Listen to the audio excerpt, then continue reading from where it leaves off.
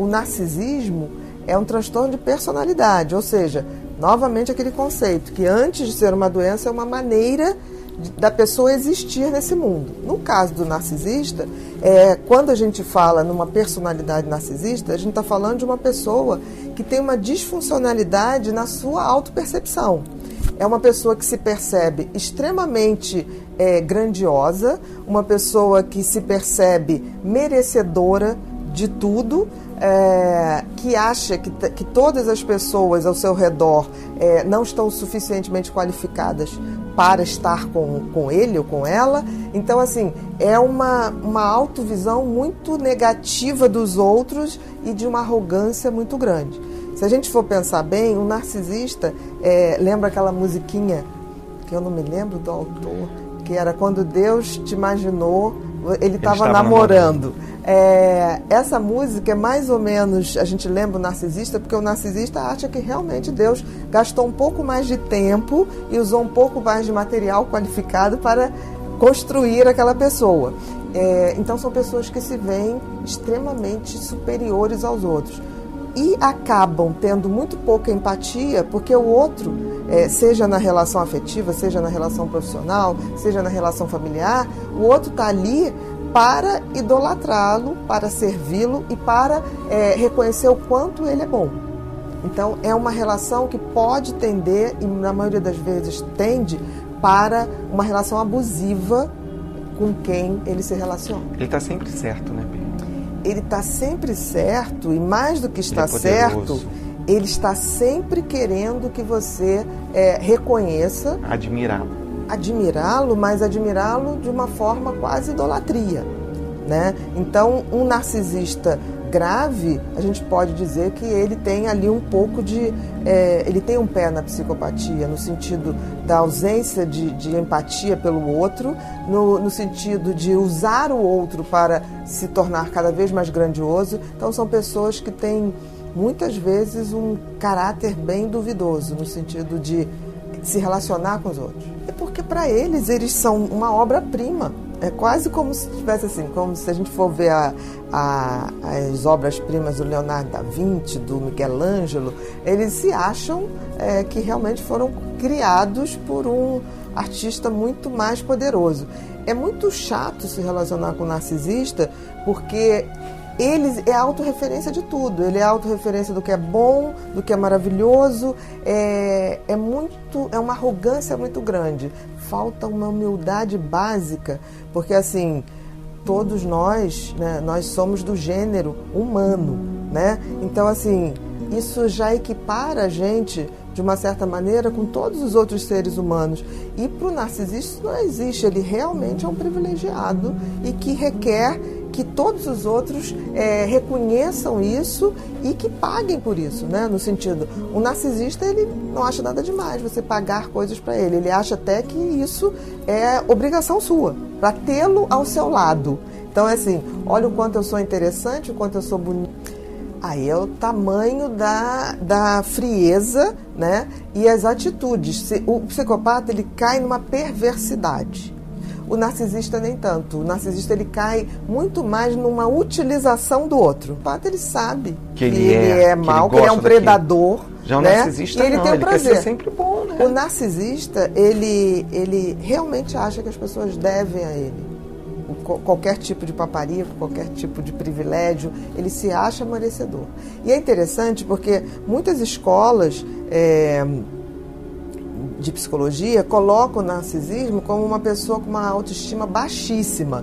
Exato. Eu tenho umas dúvidas em relação a isso. Eu acho que a autoestima baixíssima é de quem se relaciona com o narcisista. São os parceiros, são as pessoas que estão ali e que entram nessa coisa de achar realmente que tem Eu acho que é a vítima do narcisista. Um mito, né? Eu acho que é a vítima. Porque eu acho que mais do que uma baixa autoestima, o narcisista, ele tem uma necessidade de ser centro, de ser idolatrado. E eu acho que isso acaba construindo uma visão de si mesma de que ele realmente é grandioso. Ele não se vê como uma pessoa que precisa aprender mais, que precisa saber mais. Ele não tem humildade do aprendizado.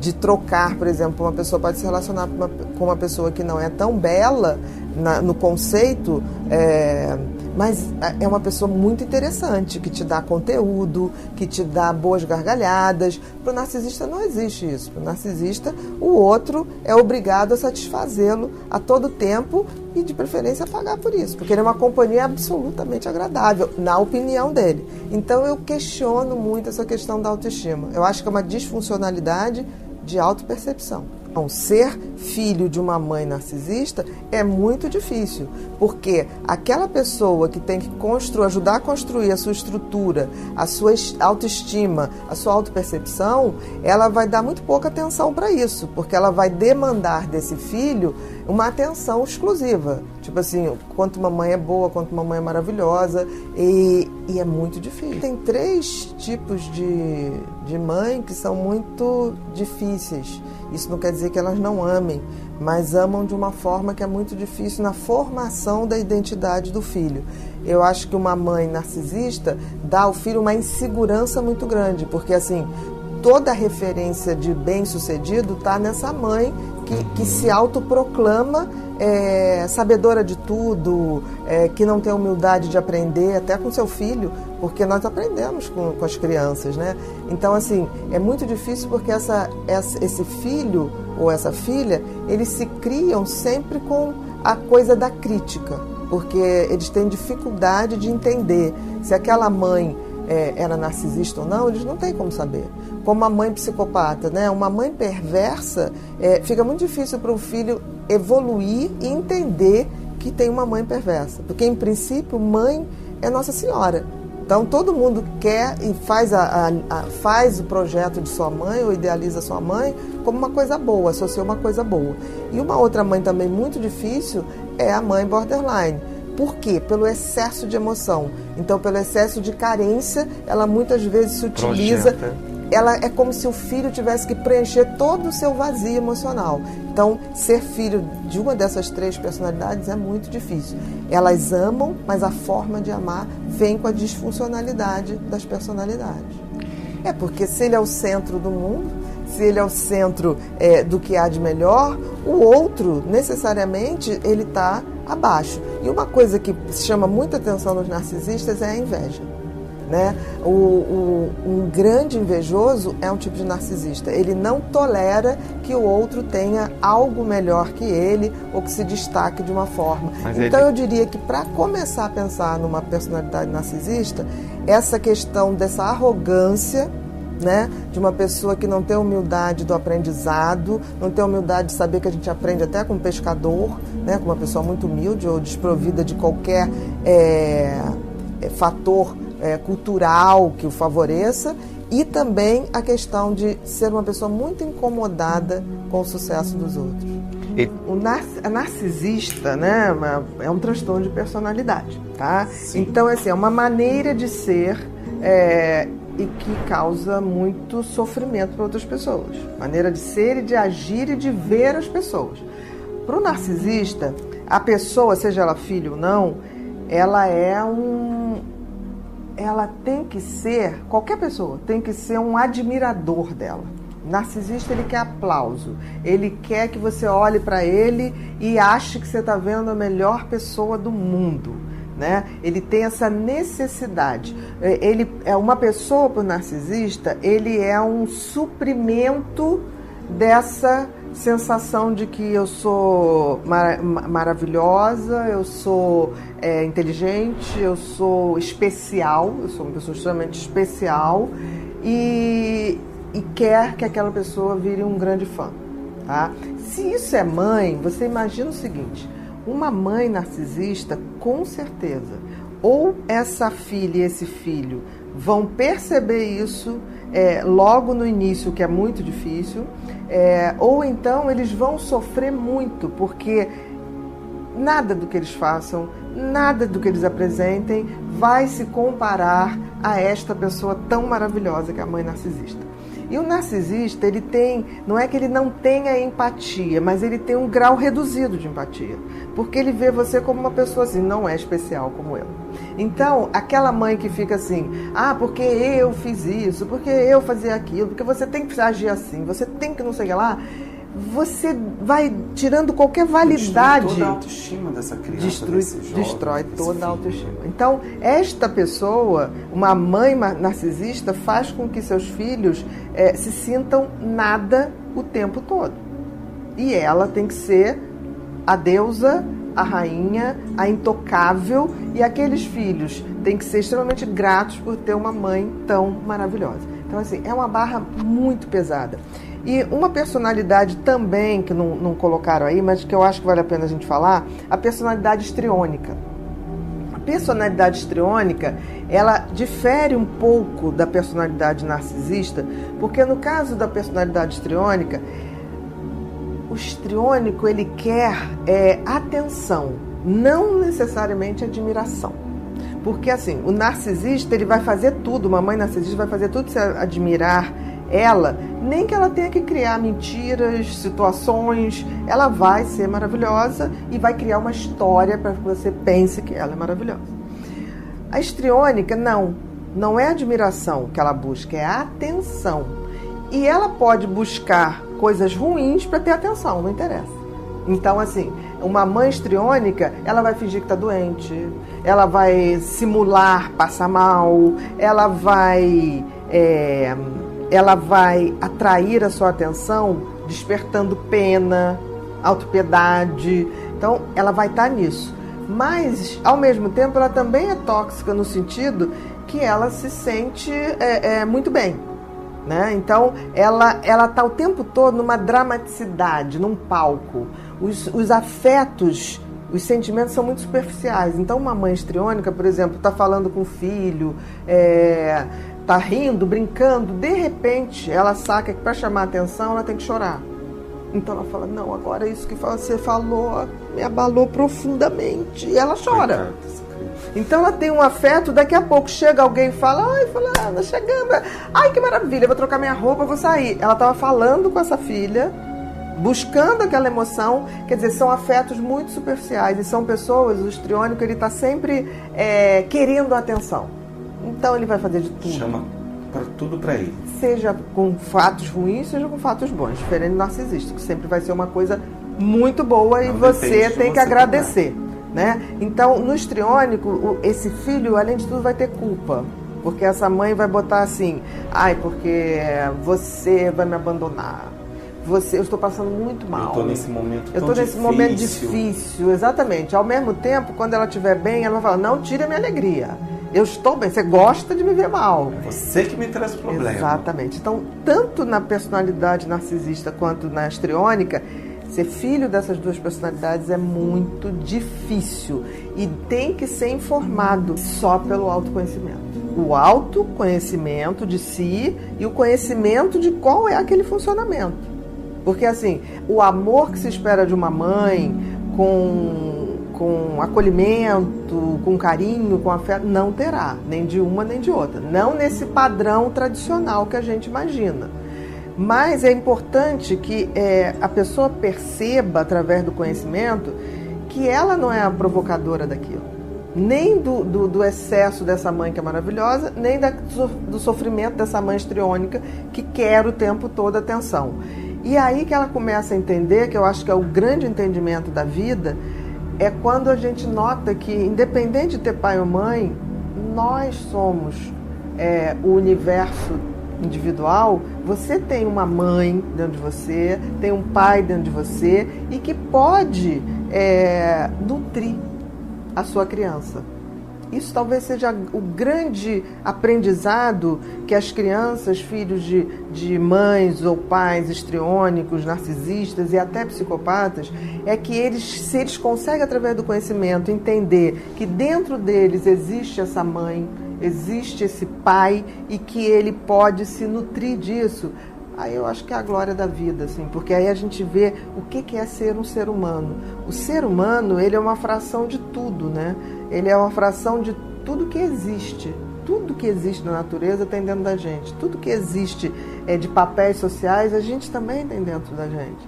Por isso que a gente pode ter empatia por uma pessoa, porque eu posso ter um pouquinho de você dentro de mim e posso fazer isso para melhorar a minha relação.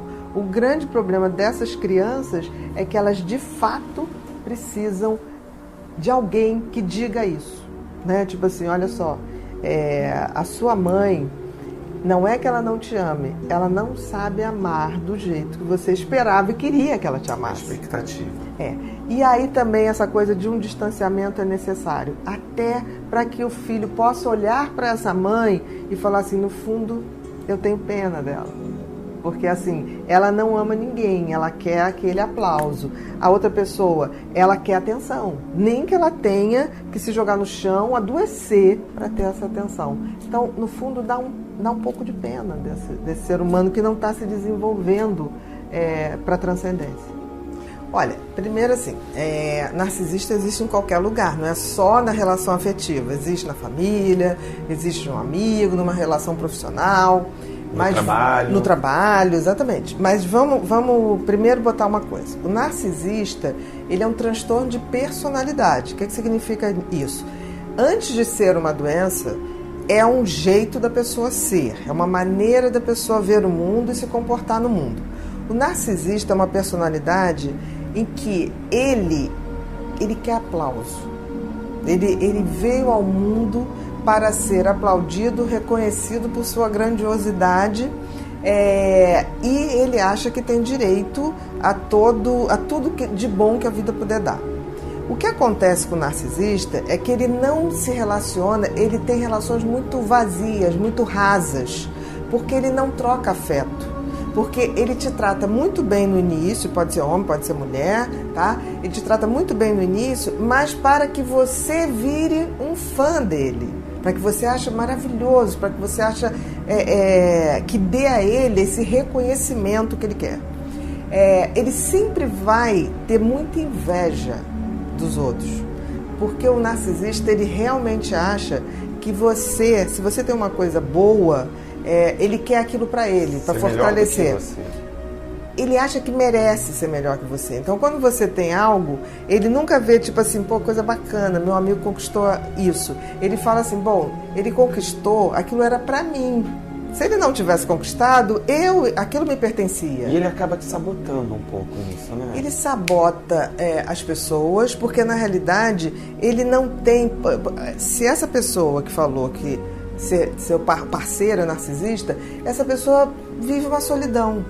Porque ela não tem uma parceria, na realidade. Não existe essa parceria. Não, porque assim, ele chega na vida sempre muito bacana, contando, em geral, uma história para você admirá-lo, para você admirá-la, nesse sentido assim, de ter a plateia, mas na realidade o que ele quer é que você ache ele maravilhoso. E tem uma coisa também, além de muito invejoso, o narcisista, ele faz você, ele depois que te conquista, ele começa a fazer com que você se sinta mal. Nada teu é tão bom, nenhum amigo teu é tão maravilhoso. Por quê? Porque ele quer que você veja que só ele é fonte da sua felicidade, que você não pode ser feliz sem ele. Então, ele é muito natural que ele vá acabando, minando a sua autoestima. Ele se aproxima da pessoa porque acha aquela pessoa luminosa e ele quer aquela luz. É uma vampirização. O narcisista é um grande vampiro.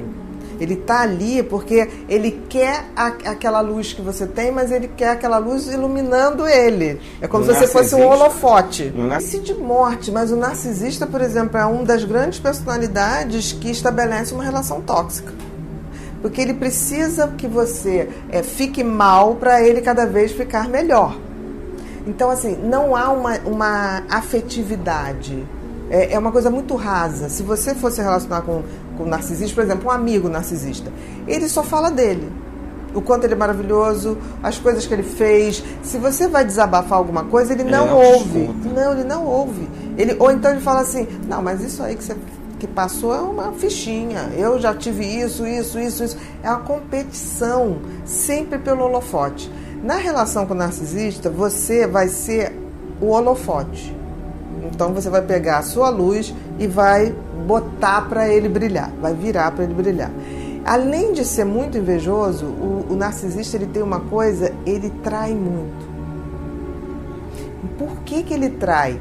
É como se ele precisasse de uma reserva de holofotes. Então, por exemplo, ele está bem com você, ele te conquistou. Aí ele fica assim, bom, essa eu já conquistei, esse eu já conquistei. Aí eu vou botar meus tentáculos para outro, porque é como se fosse um buraco que ele precisa o tempo todo que as pessoas reafirmem que ele é maravilhoso, que ele é fantástico. Ele está o tempo todo coisando isso. E essa daqui ele deixa já aqui no canto. Sim, aí ele vai ver outra conquista. Ele está indo para outra conquista. Outra conquista, como se ele tivesse que dominar outra plateia, como se ele tivesse que pegar outro fã. Né? Ele está buscando fãs, ele não está buscando uma relação de troca, né? Ele está buscando aquele aplauso que vem. E com isso, o que acontece? Quando você não dá isso, né, ele vai trair dando ou não dando. Você pode dar tudo para o narcisista que ele vai trair. Porque ele vai querer essa reserva de aplausos, ele vai querer essa reserva de brilho em todas as parcerias. O narcisista, se você for caindo no jogo dele, acontece que você adoece, porque você vai se sentindo uma coisa inútil. E ele guarda um momento ali que, se você vai alimentando aquilo, ele vai caminhando quase para uma perversidade, no sentido assim de você ter que se anular totalmente para que ele tenha razão. Então, por exemplo, o narcisista, ele nunca fala assim, a relação acabou porque a gente não estava se dando bem. Ele vai dizer, não, acabou porque ela fazia isso. Vai inverter, vai dizer que quem traía era a pessoa. Tudo que ele fizer no sentido de denegrir a pessoa, ele instintivamente está falando dele.